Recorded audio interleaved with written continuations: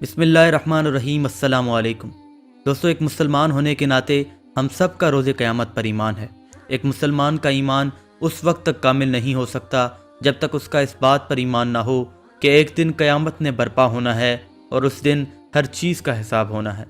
یہ اللہ تعالیٰ کا ہم پر رحم اور کرم ہے کہ اس نے قیامت کی نشانیوں کو حضور اکرم صلی اللہ علیہ وسلم کے ذریعے ہم تک پہنچا دیا ہے تاکہ ہم عبرت حاصل کریں اور قیامت کے برپا ہونے سے پہلے راہ مستقیم پر آ جائیں۔ دوستو، قیامت کی نشانیاں دو قسم کی ہیں، اشراط الصغریٰ یعنی چھوٹی نشانیاں اور اشراط الکبریٰ یعنی بڑی نشانیاں۔ آج کی اس ویڈیو میں ہم چھوٹی نشانیوں کے حوالے سے گفتگو کریں گے اور نیکسٹ ویڈیو میں انشاءاللہ ہم بڑی نشانیوں کے حوالے سے گفتگو کریں گے۔ دوستو، قیامت کے حوالے سے جو نشانیاں حضور اکرم صلی اللہ علیہ وسلم نے بتائیں، اس میں سب سے پہلی نشانی حضور اکرم صلی اللہ علیہ وسلم کا انتقال فرمانا ہے۔ حضور اکرم صلی اللہ علیہ وسلم نے فرمایا کہ جب میں اس دنیا سے پردہ فرما جاؤں تو سمجھ جاؤ کہ قیامت تمہارے قریب ہے۔ آج حضور اکرم صلی اللہ علیہ وسلم کو اس دنیا سے گزرے ہوئے 1400 سال گزر چکے ہیں۔ اگر آج سے 1400 سال پہلے قیامت کا برپا ہونا قریب تھا تو خود اندازہ لگائیں کہ آج قیامت ہمارے کتنے قریب ہے۔ دوسری نشانی جو حضور اکرم صلی اللہ علیہ وسلم نے فرمائی وہ یہ ہے کہ خانہ بدوش لوگ آپس میں اونچی اونچی عمارتیں تعمیر کرنے کا مقابلہ کریں گے، یعنی وہ لوگ جن کی کل تک معاشرے میں کوئی حیثیت نہ تھی، جو ننگے پاؤں اور برہنہ جسم جنگل میں بکریاں چرایا کرتے تھے، آج وہ اپنی بڑی بڑی عمارتوں پر فخر کیا کریں گے، یعنی رذیل لوگ معزز بن جائیں گے۔ آج دبئی، ابوظہبی، سعودی عربیہ، بحرین یہ وہ جگہیں ہیں جہاں اونچی عمارتوں کی بھرمار ہے، حالانکہ آج سے 60-70 سال قبل یہاں کے لوگوں کے حالات اس سے بالکل مختلف تھے۔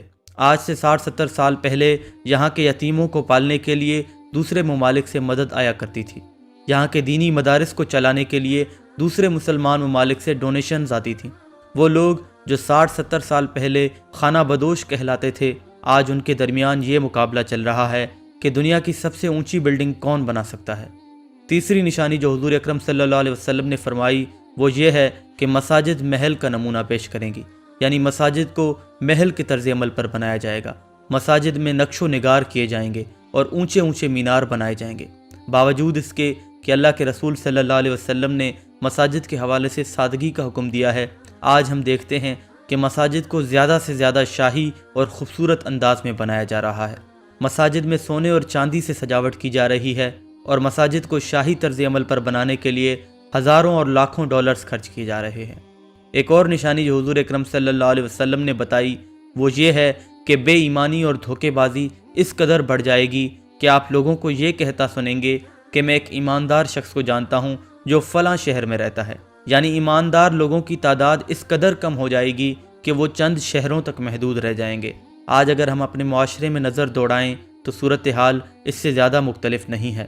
بہت کم ہی ایسے لوگ نظر آتے ہیں کہ جن کی ایمانداری کی کوئی ضمانت دیتا ہو۔ پانچویں نشانی جو حضور اکرم صلی اللہ علیہ وسلم نے بتائی وہ یہ ہے کہ قتل و غارت اور خون ریزی اس قدر بڑھ جائے گی کہ جس کا قتل کیا جا رہا ہوگا اسے یہ معلوم نہ ہوگا کہ اس کو کیوں قتل کیا جا رہا ہے، اور جو قتل کر رہا ہوگا اسے یہ پتہ نہ ہوگا کہ وہ قتل کیوں کر رہا ہے۔ آج دہشت گردی کی وجہ سے ہزاروں معصوم اپنی جان سے ہاتھ دھو بیٹھتے ہیں اور انہیں یہ تک معلوم نہیں ہوتا کہ ان کو کیوں مارا جا رہا ہے، اور نہ ہی اس دہشت گرد کو یہ معلوم ہوتا ہے کہ وہ ہزاروں معصوموں کی جان کیوں لے رہا ہے۔ آج لوگ معمولی باتوں پر ایک دوسرے کو قتل کر دیتے ہیں۔ اسی طرح کشمیر اور فلسطین میں مسلمانوں کے اوپر کی جانے والی ریاستی دہشت گردی بھی بڑھتی ہوئی خون ریزی کی طرف اشارہ کرتی ہے۔ ایک اور نشانی یہ ہے کہ سود اس قدر عام ہو جائے گا کہ کوئی بھی انسان اس سے بچ نہ پائے گا۔ آج دنیا ڈیجیٹلائزیشن کی طرف جا رہی ہے۔ ورلڈ اکنامی کو دیکھا جائے تو پوری ورلڈ اکنامی ڈیجیٹلائز ہو چکی ہے، حتیٰ کہ چیزوں کی خرید و فروخت کے لیے جو پیمنٹ ہوتی ہے وہ بھی کریڈٹ کارڈز اور بینکنگ چینلز کے تھرو ہوتی ہے، جو کہ سود کے پیسے کے ذریعے ہوتی ہیں۔ اسی طرح مارگیج سسٹمز کی وجہ سے گھر، گاڑی اور اس طرح کی بہت ساری چیزیں جو کہ انسان کی دسترس سے باہر ہوتی ہیں، ان چیزوں کو آسان اقساط پر خریدنے کے لیے بینک سے مارگیج کروانا پڑتا ہے اور ان پر سود ادا کرنا پڑتا ہے۔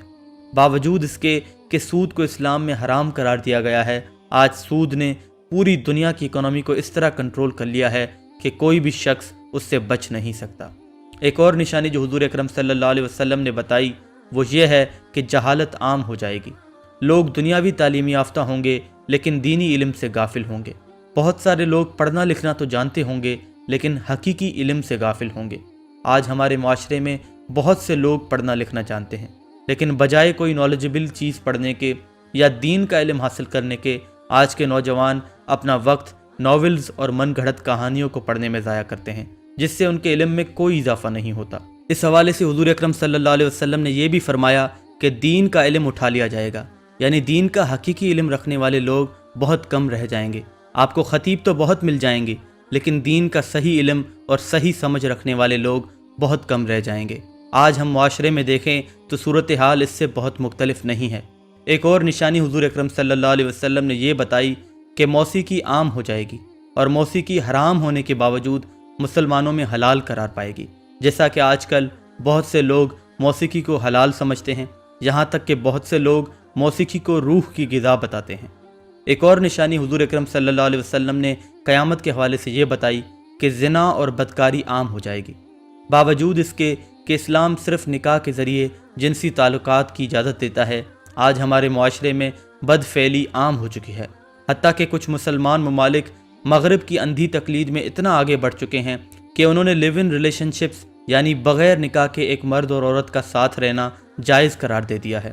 اس حوالے سے حضور صلی اللہ علیہ وسلم نے یہ بھی فرمایا کہ عورتیں کپڑے پہننے کے باوجود ننگی ہوں گی، یعنی ان کا لباس ایسا ہوگا جو ان کے جسم کو ڈھانپنے کے بجائے ظاہر کرے گا۔ آج ہم اپنے معاشرے میں نظر دوڑائیں تو ہمیں پتہ چلتا ہے کہ مغرب کی اندھی تقلید میں ہم اس قدر اندھے ہو چکے ہیں کہ ہم نے عورت کو نمائش کا سامان بنا دیا ہے۔ ہماری بہن بیٹیوں کے کپڑے دن بدن چھوٹے سے چھوٹے اور پتلے سے پتلے ہوتے جا رہے ہیں۔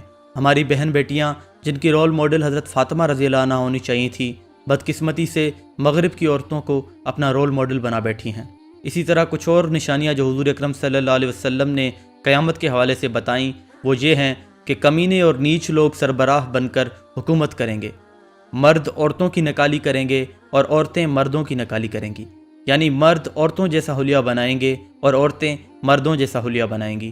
آج دیکھ لیں کہ فیشن نے یہ حالت کر دی ہے کہ دور سے کسی شخص کو دیکھیں تو پتہ لگانا مشکل ہو جاتا ہے کہ یہ مرد ہے یا عورت۔ ایک اور نشانی یہ ہے کہ لوگ جانوروں کی خالوں سے بنے ہوئے اعلیٰ درجے کے لباس پہنیں گے لیکن ان کے دل مردار سے زیادہ بدبودار ہوں گے۔ عالم اور قاری بدکار ہوں گے، یعنی عالم بھی ہوں گے اور قرآن پاک کی تلاوت بھی کرتے ہوں گے لیکن ساتھ میں بدکاری بھی کرتے ہوں گے۔ ایک اور نشانی جو حضور اکرم صلی اللہ علیہ وسلم نے قیامت کے حوالے سے بتائی وہ یہ ہے کہ کمینوں کے ٹھاٹھ ہوں گے اور شریفوں کی ناک میں دم آ جائے گا، یعنی کمینے لوگ بڑے ٹھاٹھ سے اور عیش و عشرت کے ساتھ زندگی گزاریں گے جبکہ شریف لوگوں کی زندگی مشکلات اور پریشانیوں کی وجہ سے تنگ ہو جائے گی۔ اسی طرح ایسی اور بھی بہت سی نشانیاں ہیں جو کہ آقا محمد صلی اللہ علیہ وسلم نے بتائی ہیں جن کو ایک ویڈیو میں بتانا ممکن نہیں ہے۔ یہ سب نشانیاں جو آج ہم نے ڈسکس کی ہیں یہ اشراط الصغریٰ یعنی چھوٹی نشانیاں ہیں جو کہ قرب قیامت کے قریب ہونے کی طرف اشارہ کرتی ہیں، جیسا کہ ہم نے دیکھا کہ یہ تمام کی تمام نشانیاں پوری ہو چکی ہیں۔ اللہ ہم سب کو قیامت سے پہلے راہ حق اختیار کرنے کی توفیق عطا فرمائے، آمین یا رب العالمین۔ انشاءاللہ نیکسٹ ویڈیو میں ہم اشراط الکبریٰ یعنی قیامت کی بڑی نشانیوں کو ڈسکس کریں گے۔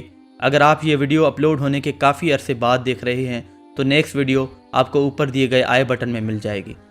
اگر آپ کو یہ ویڈیو پسند آئی تو اسے زیادہ سے زیادہ لائک اور شیئر کریں تاکہ یہ زیادہ سے زیادہ لوگوں تک پہنچ سکے، اور اگر آپ نے ابھی تک ہمارے چینل کو سبسکرائب نہیں کیا تو ضرور سبسکرائب کریں اور بیل آئیکن کو بھی کلک کریں تاکہ ہمارے آنے والی ویڈیوز کی اپڈیٹس آپ کو بر وقت مل سکیں۔ اور اگر آپ ہمارے ویڈیو کو فیس بک پر دیکھ رہے ہیں تو ہمارے فیس بک پیج کو بھی لائک کرنا نہ بھولیں۔ اگلی ویڈیو میں آپ سے پھر ملاقات ہوگی، تب تک کے لیے اللہ کے حفظ و امان میں رہیں اور ہمیں اپنی دعا میں یاد رکھیں۔ السلام علیکم۔